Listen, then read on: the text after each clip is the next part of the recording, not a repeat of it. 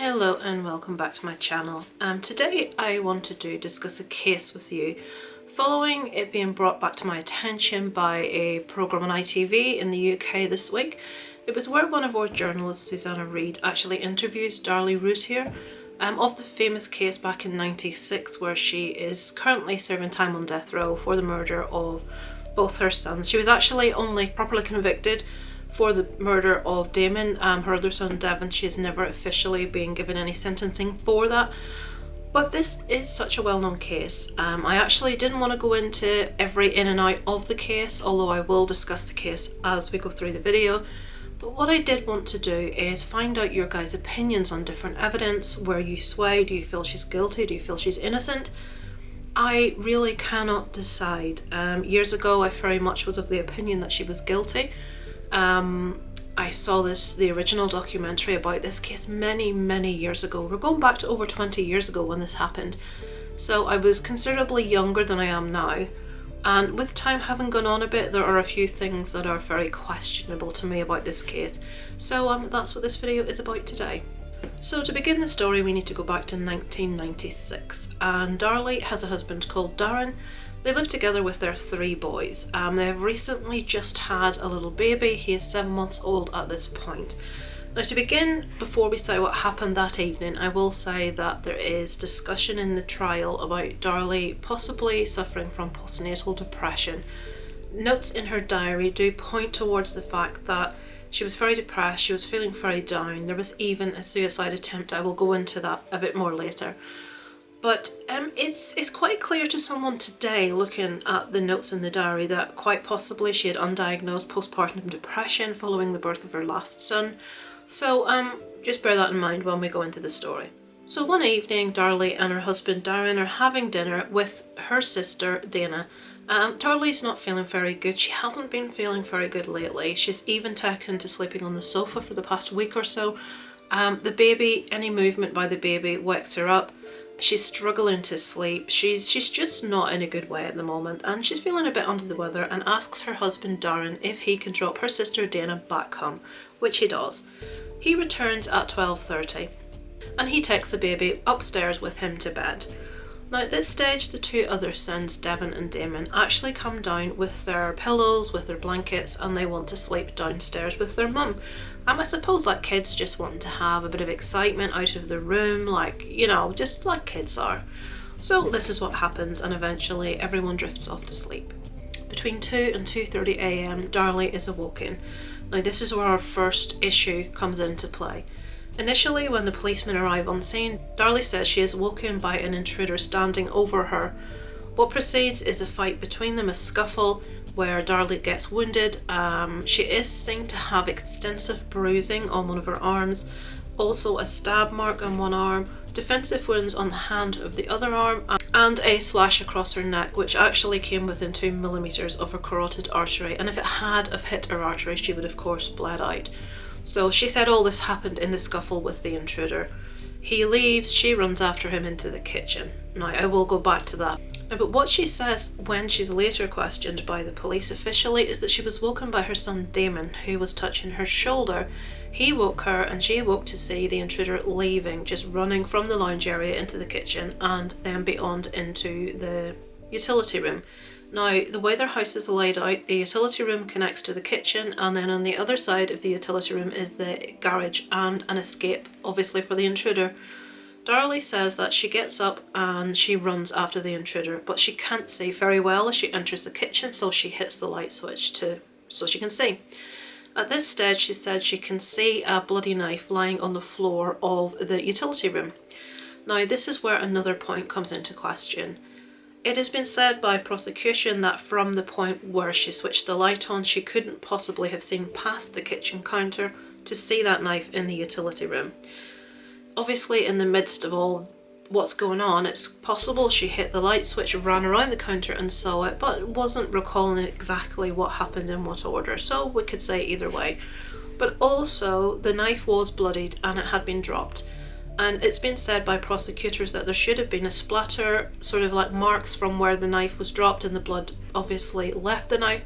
There is a line mark where the edge of the knife obviously has touched the ground, but there's not that splatter that they would expect to see if a knife had been dropped in a hurry by someone running. So what I didn't actually say as well, when Darlie chases after the intruder towards the kitchen, she says that she hears glass break. She screams, her husband Darren gets up. Now, our next problem here is that the glass was found on top of Darlie's bloodied footprints in the kitchen. Now obviously Darlie claims to have been entering the kitchen for the first time in pursuit of the person that broke the glass, so there shouldn't really be people-side bloodied footprints on the floor. Not too sure. Now by this stage Darlie's actually been injured, and she said it's only when she switches on the light and looks down that she realises she's pouring with blood. Defence have said that possibly this blood by this stage was just all over. Maybe she ran through blood that was on the floor, her own blood. I don't know, but it's questionable. The glass and the floor, and when he said to have smashed the glass, doesn't really add up with the glass being on top of the blood. So as I said, Darren has run downstairs at this stage and Darlie is on the phone to 911. He immediately starts to do CPR on Devon, but unfortunately Devon has gone. He has a punctured lung, and Darren can hear that the CPR that he's trying to carry out is being unsuccessful. The air is leaving Devon's chest through his punctured lung. At this stage, Damon is actually still alive. He's conscious, he's looking around. All the while, Darlie is actually on the phone with 911. Now, I'm not going to insert the clip of the 911 call. I will put a link in the description, obviously for copyright purposes. I don't want to be tagging someone else's material, someone else's video. So I would encourage you to listen to the call because it will add a lot of context to the story itself, and then come back and we'll talk about it. So Darlie is on the phone with 911. She's running back and forth to the kitchen to get wet towels or to wet towels to try and help stem the flow of blood from her other son. And she's on the phone, it says, for about 5 minutes 40 seconds. While she's still on the telephone, the first police officer arrives on scene. That's Officer Waddle. Now he is initially very sceptical about the situation. He says that Darlie seems to be more concerned with her own wound on her neck than with her son, and he says to her, you need to tend to your son. Now it has to be noted also at this stage, she's actually still on the phone with the 911 operator, and she had been frantically running back and forth. There was evidence of towels all around where she had been trying to help her living son, but that was the comments made by the first officer on scene. Now he couldn't go any further into the utility room or the garage until another officer arrived on scene. So following Officer Waddle, we had Sergeant Walling appear on scene. So when he goes through and investigates the utility room and garage, they find an open window and a screen that has obviously been cut. Now it's said that this screen was definitely cut from the outside, so the intruder has cut it to come into the home, which is where we will reach another issue. Now the knife that is said to have cut this screen came from a block in Darlie's own kitchen. Now obviously, who's going to come into a home without a weapon, take a weapon from the block in the kitchen, go back outside and cut a screen? Obviously this looks staged. This is very, very suspicious. But let's counteract that by saying that the fibres that were found on the knife that were said to come from the screen also were said to be consistent with the fibres from the brush that was used for fingerprint analysis. Also, the amount of fibre on the knife was minuscule, and it is said that if this knife was used, there should be much, much more fibres on this. So it could be this knife was touched by someone that had previously cut the screen and had fibres on their person. So we can't necessarily say that that knife was the knife that cut the screen, although that does seem to be one of the things used as damning evidence in this case. So in question, Darlie is able to give a approximate, like a rough description of the intruder. He was said to be wearing blue jeans, a black t-shirt and a dark coloured baseball cap, and he had longish hair. Now it was said that if she had a scuffle with him, as initially told to the police at the scene, that she should have been able to give a more detailed description, but the story that she obviously changed to when officially questioned, that she was woken by her son and she only saw him run away from the back, would sort of account for the description that she gave. And I suppose this is when people said it was made up, because she couldn't give a full accurate description of him or to the police what they wanted of her. So far the issues that we have is the knife dropped on the floor with no splatter. We have the screen that seems to have been cut from the outside, but the knife is perhaps the knife from inside the house. But we also have evidence that the knife from inside possibly didn't cut the screen. It was transfer that put the fibres on the knife, and even at that, the fibres may well have been fibres from the fingerprint dusting brush, so that argument has been said. The one piece of evidence I find difficult is that the glass that Darlie claims to have heard breaking when the intruder first entered the kitchen was on top of her bloodied footprints, which doesn't really follow with her having followed the intruder into the kitchen. So there may be an explanation for that I have missed in my research. I would love you to tell me in the comments if that's the case. Something I found very difficult when researching this case is the amount of information that's very conflicting. Even information that appears to seem official is actually not the case. Things are being reported that weren't the case. So it's really hard to sort of like, I've tried so hard to make sure any evidence I gave here or discussed was official and had been proven and had been documented, but you wouldn't believe the amount of evidence that's been written about by different people that just wasn't the case at all. So we've obviously got Darlie also changing her story from the intruder woke her, they were in a fight together, to her son woke her by touching her on the shoulder. Now this does seem very inconsistent and I don't have any explanation for this. I don't know if anyone else does. I don't know if it was a matter of complete confusion, if she was perhaps on medication because she wasn't sleeping very well at the time. But to completely change a story like that did appear very unusual. Also, people have said that how could it be possible that the intruder has slashed her neck and stabbed her in the arm and she has slept through it? Now, 4 days after the attack, extensive bruising was seen to come out on Darlie's arm. Now this is shocking, and you could say, how could someone possibly do that to themselves? And others said, well, at the time in hospital this bruising didn't show. Surely if it was that extensive, something should show in advance. Now, I can say from personal experience, having taken a tumble down 20-something steps head over feet, that sometimes you can get extensive bruising that doesn't show at all initially. That was the case for me. It didn't take 4 days to come out, but it did take a couple of days for the extensive bruising to show. So that in itself I don't think is enough proof that she did it to herself afterwards, especially given she was taken to hospital and had to undergo an operation to her neck. So when did she potentially injure herself? That would just add yet another thing that Darlie had to squeeze into a tiny little time frame. Darlie had defence wounds to one hand, she had a stab wound in the other arm, extensive bruising, and obviously that pretty nasty slice across her neck, which came within 2 millimeters of a carotid artery, which had she hit it would have been death pretty quickly. Now, people have said that she did this to herself. It has also been stated by the prosecution, just to put this in here, that Darlie was injured first. A lot of people have said Darlie killed her own children and then she slashed her own throat, but even the prosecution said that Darlie was definitely wounded first, and there had to be 2 murder weapons. The knife that was actually found at the scene only had Darlie's blood and Damon's blood on. Devon's blood was not to be found on that actual knife, meaning there had to be another murder weapon, which we will get to later in the video.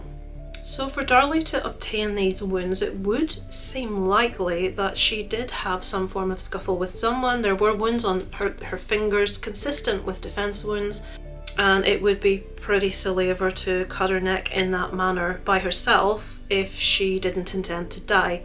Another argument has been that she did intend to die, that it had been seen from notes in her diary that previously she was suicidal, that it was a suicide attempt gone wrong, and then when she didn't die, she frantically thought, what am I going to do? Call 911. But a point I wanted to raise about the wound on the neck is, first of all, it's very unusual for someone to cut themselves in such a way and for there not to be any marks, like attempt marks, gauging marks, marks where a person sort of doesn't realise how deep they have to go, how hard they have to push, but this was one solid slash wound. There were no other marks found there, which is unusual for a self-inflicted wound with a knife. Also, Darlie was wearing quite a thick, hefty gold chain. Now, if she'd done this herself, I would expect that she would remove the chain, she would at least move it to the side, but this chain was actually partially cut when Darlie's throat was slit. But this chain was actually damaged. You can see a break in the link of the chain where Darlie was cut with the knife, and it is said that this chain was partially embedded in the wound. This in other places is contradicted. Some reports say the necklace was partially embedded on the wound and that was potentially what the operation was for that she had in hospital. Other people say yes, the necklace was damaged, yes she was wearing it, but it wasn't embedded. The operation was just to repair the wound in her neck. So whichever way, Darlie was wearing a very thick gold necklace that was damaged when her neck was cut. This isn't really that consistent with someone cutting their own neck. If you're going to pre-plan this, you're going to think about things like this. So as I said already, when Darlie was in hospital, she was questioned immediately by police, having come out of surgery, high on good only knows what, and I don't know if she should potentially have been interviewed at that time when she didn't really know what she was doing, what end was up. She was traumatized, she was high, she was on a lot of drugs. The nurses have stated that her behaviour in hospital was very typical of a woman that had been through a traumatic event. She cried a lot, she was very morose, she was saying repeatedly, "I can't believe my boys have gone." It was very stereotypical behaviour for someone that had been in that situation. Because I know how Darlie behaved later, that infamous graveside silly string incident, which we will talk about, it has called into question that's not normal behaviour for a grieving mother. So it has to be said her behaviour in the hospital was very much what you would expect. So the police bring in a gentleman called James Cron. He's actually a retired policeman, but he is said to be the best. And he came in, he had retired, he looked over the scene for 20 to 30 minutes and he simply said, "There's been no intruder here, there's been no burglar, this is a staged scene," basically. Now Darlie was also said to be very, very preoccupied with this knife, and she spoke to everyone that would listen to say, "I touched the knife, why did I touch the knife? We're not going to be able to get prints, we're not going to be able to catch them." And she was really insistent about this knife and talking about the knife. Now you can come down on two sides with that. She could be distraught that she possibly has scuppered the potential evidence to catch her son's killers, or you could say that she realised that her fingerprints were on the murder weapon and she was trying to cover. As it was, the material that the knife was made of was not conducive to pick up fingerprints, so no prints were able to be taken from the weapon anyway. But a lot of people on the side that believe Darlie is guilty do say that her fixation with this knife does point towards a guilty conscience. On the other side, it can be said perhaps she was distraught that she thought she'd affected her son's killer being brought to justice. So let's discuss issues with it potentially having been a burglar or a break-in that went horribly wrong. It's a very far cry to break into a home, to potentially burgle it, and to go on to murder 2 children and a woman. Most burglars would come in, have a look, think people were in bed, realise, oh, there's people here, and would leave. It's quite a far cry to go from burglary to murder. Also, there was nothing taken from the home, and on the counter there was laid out masses of gold jewellery of Darlie's which was untouched. So again, it's a very big jump from burglary to murder. So people have tried to say, well, if she didn't do it, who did do it, and what potentially would have been the motive to do this? Fingerprints were obtained, and there were 2 fingerprints that never really have been able to be matched to anyone. There was a fingerprint on an overturned coffee table in the living room, which was a bloody fingerprint. There were 2 fingerprints in the utility room, one which was found to be Darren's. Obviously it's just a fingerprint, it's his house, so that's not surprising. But his second fingerprint, close to the first, was, as with the first fingerprint, a bloody fingerprint, and that has not been matched to anyone. So that's 2 suspicious fingerprints. Now, it's so difficult with this case to get accurate information. I've read so many articles, I've watched different documentaries, I've even watched different YouTubers talk about this, and there's just information out there that appears to be serious, legal, proper information that literally isn't the case. I have read that these 2 fingerprints could not be discounted as being Darlie's, but it couldn't be positively matched as being hers either. Now, I know they do need a certain number of matches within the whorls of the fingerprint to match, but you would think if it was hers, they would point towards a very large likelihood that that was the case. So some evidence states that 2 unknown fingerprints, prints that could not be connected to anyone, and some accounts say fingerprints that couldn't be said to be Darlies, but could not said not to be Darlies, so we're not really sure what the situation is there. But given the fact that the two little boys were actually exhumed for their fingerprints to be checked against these, they were found not to match the boys as the prints were just too large for the children. If there was any likelihood that these had even a slight chance of being related to Darlie, would they have gone as far as to dig up these two little boys to match them against the prints? So I tend to, with all the evidence that we have out there, contrary evidence, I would come down on they probably weren't Darlie's fingerprints and they've never been attributed to anyone. So for the people like myself that always questioned, why would you enter a house without having the weapon with you? Why would you go into the house and grab the weapon when you're in the house? It seems that whoever entered this house did have a weapon, and that weapon that they had was used to murder Devon, and at a later date the second knife was picked up from the kitchen block. But we could say that knife had the remnants of the screen on it, but it can't be proven that that's the case. Those little threads that were on that knife could potentially have been from the fingerprint dusting brush. And moving on to another point that goes against Darlie, and one again as with the glass that I cannot explain, is that obviously in these cases luminol is used, which highlights blood where blood has tried to be cleaned up. Now this house was a bloodbath. There was blood everywhere. Darlie's blood was everywhere. As she was bleeding profusely from this wound in her neck, and she was running back and forth to the kitchen to get wet towels to try and help her sons. When the luminol was used, there was seen to be a very, very large amount of blood around the kitchen sink. And this blood was smeared in that it had been tried to be cleaned up. So in this situation, in all the hullabaloo, in being on the phone, in her sons dying, someone had tried to clean up the blood. Now, some people have argued this is where Darlie cut her own throat over the kitchen sink, then she tried to cover it up. Other people have argued this is where she was running back and forth to try and get to wet the towels. She was over the sink with the towels, she possibly rubbed the blood, I don't know, but it's why has she tried to wipe that and nowhere else in that kind of situation? And the blood was said to be very, very heavy in this area. There was a lot of blood, not just a little bit, a lot. It's also the case that where Darlie was sleeping on the sofa when she claims to have had her throat cut, there was very little blood in this area. There were a few dots, but not much. This wasn't really seen to be conducive with having her throat cut in this particular place, but over the kitchen sink where all the blood was, this was said to be pretty likely. I'm not a professional, I don't personally know, but that's another question that I can't really answer. A blood stain analyst was brought in, very well revered. He was called Tom Bevel, and he very much came down on the side of saying this was staged. Darlie did this.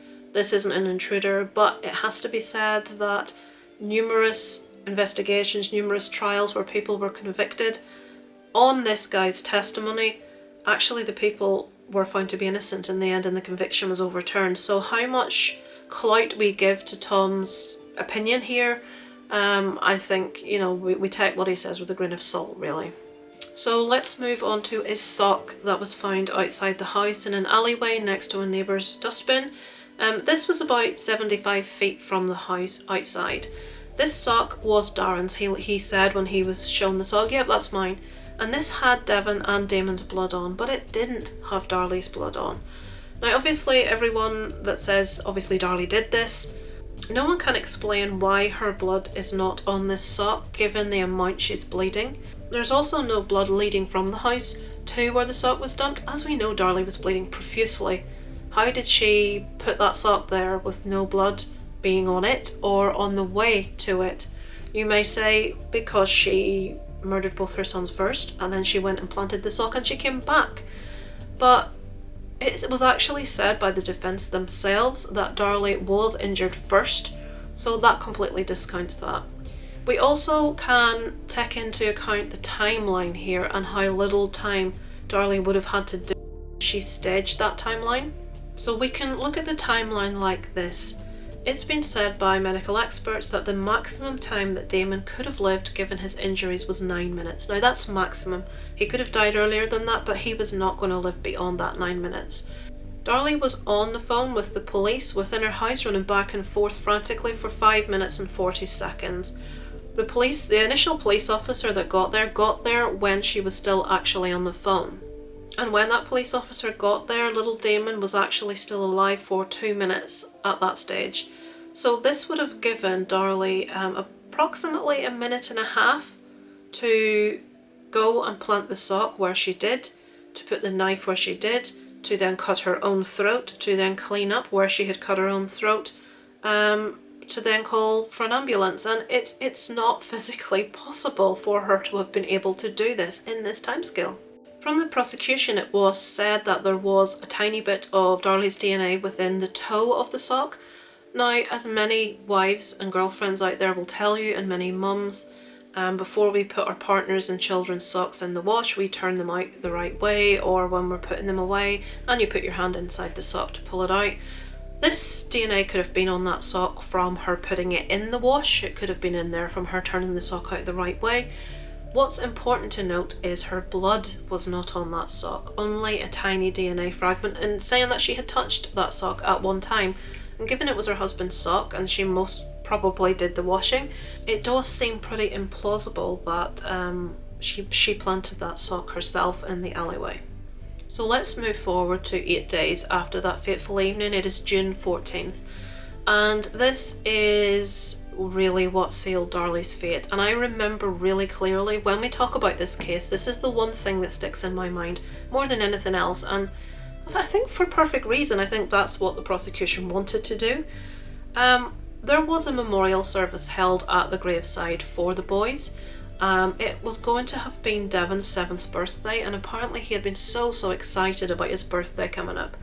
So the police, wanting to try and get some evidence of some description, had actually wiretapped the grave. Yeah, the children's graves were wiretapped to catch audio, and they were actually videoing as well.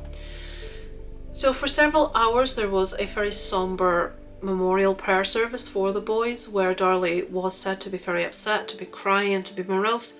But when that had all finished, there was actually a birthday celebration for Devon at the graveside. Darlie's sister Dana had actually brought some silly string with her. Now, the video is pretty shocking, I will admit, and I remember so clearly watching this many years ago and thinking, that's not a grieving mother, there's something more to this. And Darlie is seen to be laughing and dancing and happy and smiling and chewing gum and spraying silly string over her son's grave. So it was very obviously said that this is not a grieving mother. I watched this myself and I said the same thing, so you know, I have to admit that it just seemed like such odd behaviour. But what was never discussed was the behaviour beforehand, the crying, the memorial service, the seriousness of it. And we can't discount the fact that when you've just lost 2 children that were murdered, you've been in hospital, had an operation, been on medication, remember possibly suffering from postpartum depression from the birth of her 7-month-old child, showing very clear signs through her diary of depression. It's quite possible Darlie was even on antidepressants at this stage, and things can make you do really silly, completely out of character things and act in ways that do not appear to be normal to you. But all anyone saw was this chewing gum, laughing, dancing, silly string spraying mother a few days after her children's deaths. This footage was shown in court 8 times, this very short clip that we've all seen on telly many times, but none of what happened before that point was ever shown in court. The defence could quite possibly have shown this, but Darlie didn't appear to have had the best of defence. They didn't show any of this. At a later date, many years later actually, a juror did say, knowing now if he'd known then what he knew now, that he could not possibly have convicted her for the death penalty. They didn't know about the footage of the service beforehand. Just a lot of information was kept from the public, and we can only point towards a really bad defence for that. So 4 days after that footage is taken, Darlie was officially arrested and charged with the murder of her 2 sons. 10 days later, on June the 28th, she was formally indicted. There was a gagging order placed on her, so there was not allowed to be any further discussion surrounding this due to the upcoming case. On July 15th, the prosecutors announced that they're going to be seeking the death penalty in relation to this case. And in January 1997, the following year, the trial begins. As I said previously, the clip of the silly string was shown to the jury numerous times, I think 8 in all, and none of the other hours of footage that had been obtained by the police was ever shown. I just cannot get my head around not shown by the defence. I mean, if you can put forward, this is not a grieving mother, look at her laughing, look at her smiling, can you not also, by that argument, show footage of her crying and looking morose and sad and say, well, that is a grieving mother? Again, it's two sides of the same coin. You know, if you can argue how someone appears on a video says one thing, well then show her being the other way too. So during the trial, during the proceedings, it was found that 1 month prior to the boy's murder, Darlie had actually written a suicide note. She had been wanting to kill herself, and in the note it did say, "I hope that you will forgive me for what I'm about to do." Fortunately, her husband Darren did walk in on her as she was just about to take the pills and put a stop to that. But it is, when looking through the diary, it has been said that Darlie was suffering with depression for a while leading up to the deaths. It has also been said, obviously, she most likely had undiagnosed postpartum depression, but during the trial it was very much played down by Darren and Darlie as, oh, I was just having a down few days, because they knew that if she was seen to have been properly depressed, that they would say that she wasn't in the right frame of mind, and that would give them some sort of motive, because up to that point they didn't have a motive as to why she would have murdered her two boys. Everyone that they spoke to that knew Darlie, all her friends, all her relations, anyone that knew her, all said she was an excellent mother. She doted on those boys, she loved them. There was never any question of her love for her sons. So this depression in the diary was something that the prosecution were very quick to grab onto. It was said that potentially she didn't want to live, she wanted to kill herself, and she decided to take her boys with her. Because one thing that came out in, again, the diary that Darlie was terrified of was for Darren to get custody of the children, or his parents to get custody of the children. I don't know why she thought that would happen, but Darren and Darlie had a lot of money problems, so the relationship was pretty rocky at this stage. They were having arguments, they were not getting on very well, and she feared losing her children to Darren and his parents. And people say, well, did she do the age-old, if I can't have them, you can't have them? Did she, in her depressed state, in her previously suicidal state, did she decide to kill herself and take her boys with her? That's an argument for the prosecution also.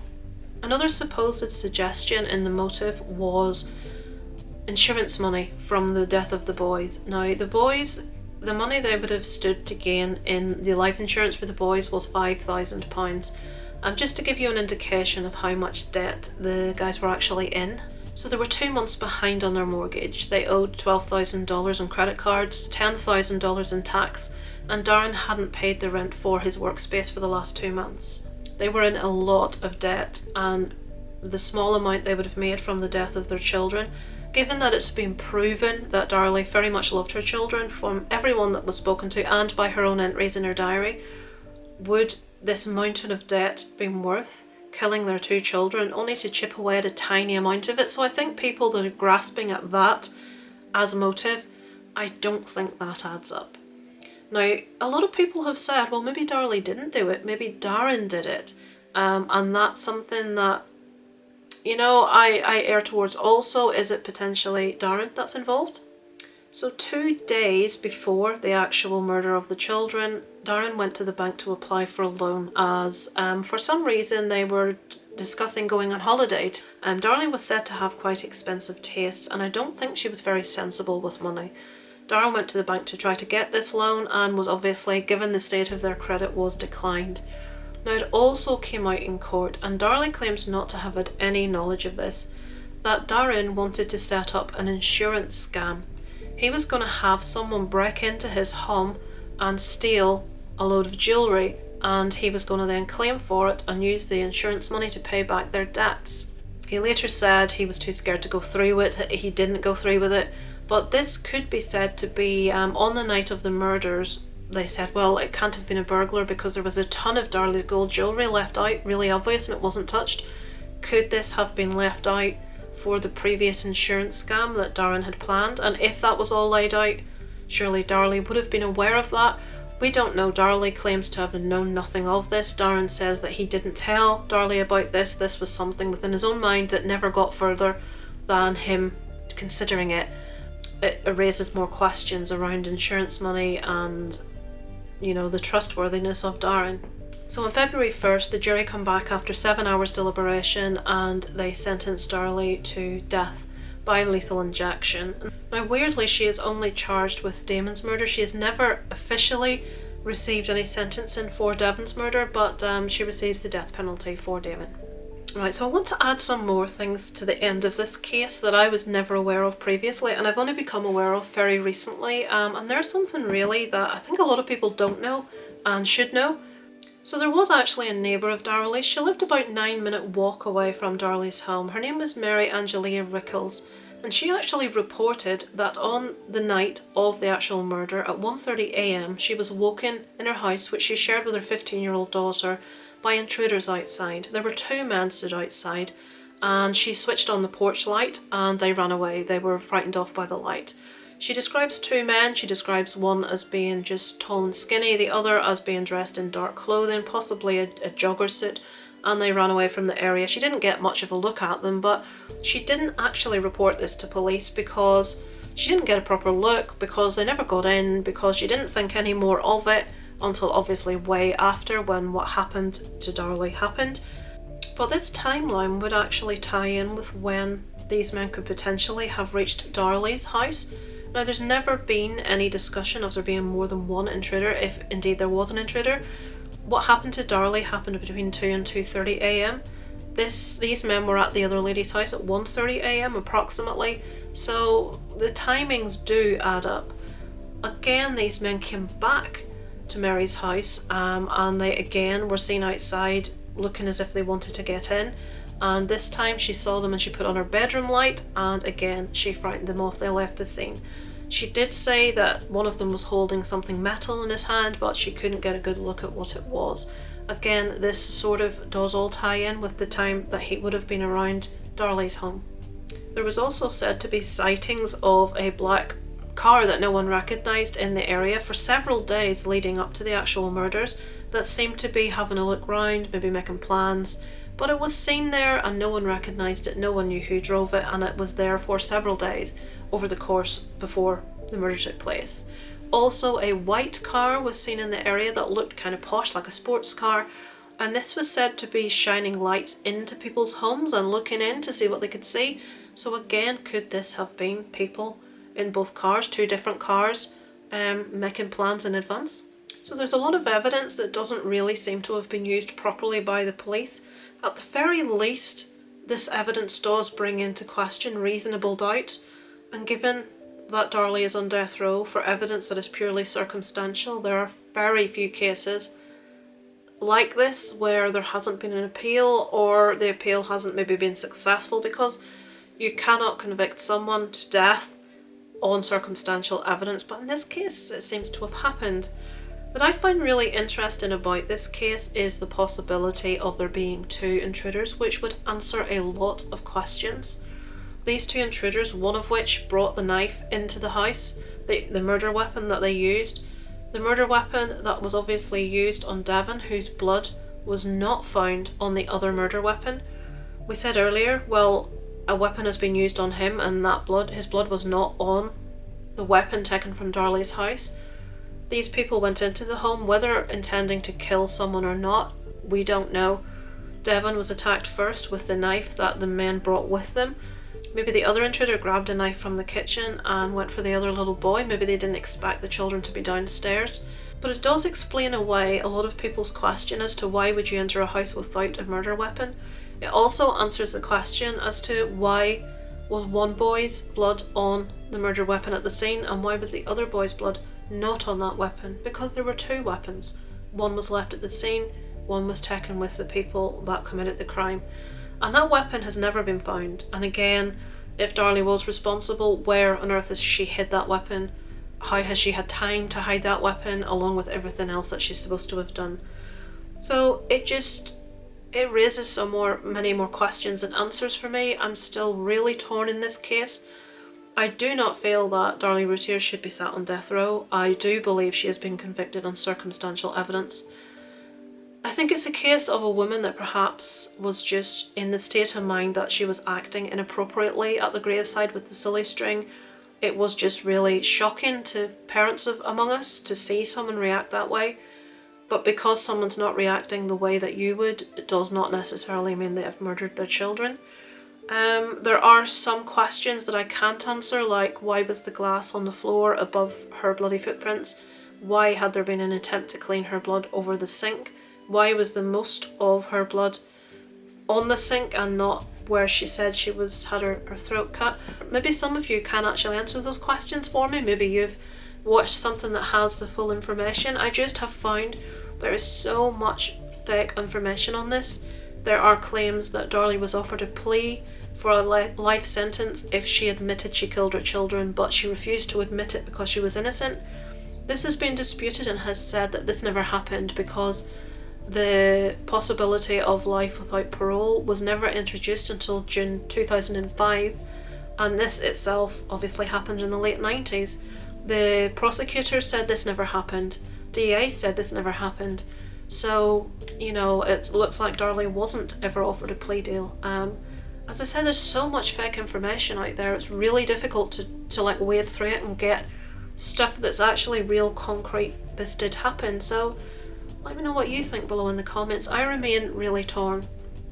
I do feel she shouldn't be on death row because the evidence was circumstantial. I do feel there's a possibility that she could have done it.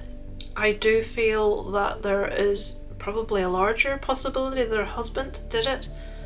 He has maintained his wife's innocence for many, many, many years, possibly because he knows what really happened. But there's a possibility that it was something that went wrong. Did Darren actually set up this burglary? Did he maybe get people he knew to carry it out? Did the boys wake up and see someone they recognised, and did whoever it was decide they had to put an end to it? Who were these cars in the area on the days leading up to this attack? Who were the men at the other lady's house? 9 minutes walk from Darlie's on the same night that the boys were killed. There's just too many questions for Darlie to be sat on death row awaiting execution at this stage. There are also appeals going on. The DNA is being tested yet again. Darlie keeps calling for this to happen. And you would think if she had something to hide, she would not be making repeated requests for this DNA to be tested. In the last few years, 16-year-old Ryan Kester, who is a true crime enthusiast, he's really into crimes. He's been making a documentary about this apparently for the last 4 years. He was requesting access to evidence, as is usually the case for public consumption, but the judge denied this, saying that she didn't want any evidence that was still being used for DNA testing to be potentially tainted by just a member of the public wanting to know the ins and outs of the case. So, proof that they're still looking into this and they're still testing DNA all these years later, even though Darlie is sat on death row at the moment. So, questions to be asked. Little Drake did eventually go to Darren's parents. He lost custody. I'm not entirely sure of the reasons for that, but that was Darlie's big concern for many, many years, and unfortunately for her, Drake did end up with his paternal grandparents. So it's a very sad case. It's if Darlie is innocent though, what that lady's gone through sitting in that prison, accused of murdering her 2 children if she didn't do it. It has been said that she could be inappropriate sometimes. They even said the fact that she had breast implants. Some people said she was arrogant. Her personality was brought into question, and everything that made her her was brought into question. But you're saying, oh, this woman's got breast implants, she can be inappropriate, she must have murdered her sons. That's just ridiculous.